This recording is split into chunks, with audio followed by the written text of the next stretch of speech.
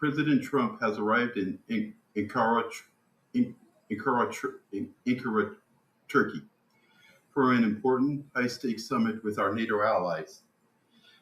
The summit is scheduled for today, July 7th, and tomorrow, July 8th, during which Trump is to hold bilateral meetings with Turkish leader Recep Tayyip Erdogan and Ukrainian President Volodymyr Zelensky. The war in Ukraine is expected to be a major topic of discussion during the meetings in Ankara. Trump ran in 2024 on a promise that he would, upon election to the presidency, would end the war in Ukraine within the first 24 hours of taking office, given, as he said, his close personal relationship with the Russian dictator Vladimir Putin. More on that relationship later.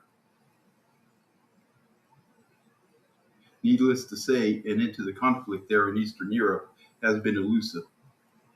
In recent days, Putin, in retaliation for a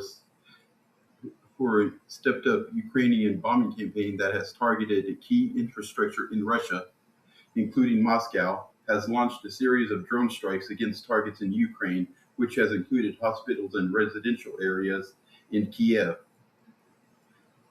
Now back to Trump.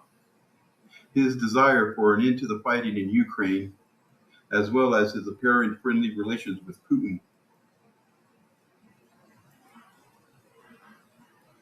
The best case here is that Trump is simply being naive regarding Putin's true desires and intentions in Ukraine. Worst case is that Trump is a puppet of the Russian leader, neither of which is particularly encouraging.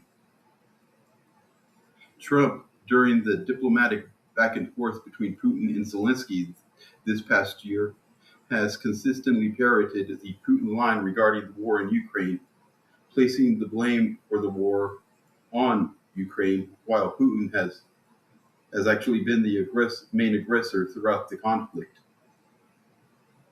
Really, Ronald Reagan has got to be rolling in his grave right now.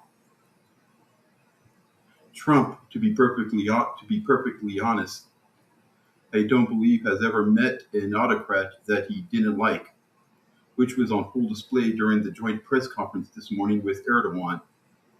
Trump seems to be overly fond of authoritarians and dictators, whether it's Putin, Erdogan, or Xi Jinping in China, among others, while his treatment of our actual democratic allies in Europe is rather shameful and embarrassing. How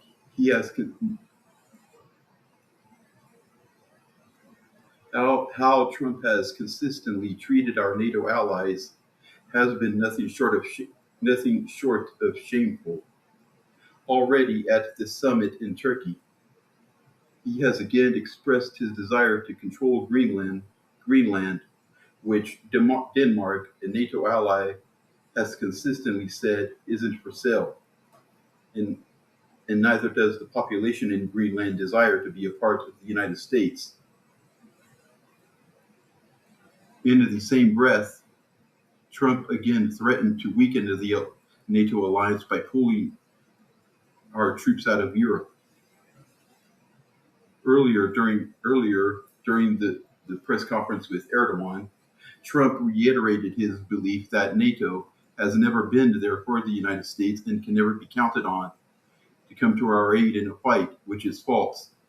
The truth is that the one time that Article 5 of the NATO Charter, which obligates the member nations in the alliance to come to the aid of a member nation that has been attacked, was in response to the terrorist attacks on the World Trade Center and at the Pentagon on September 11th, 2001.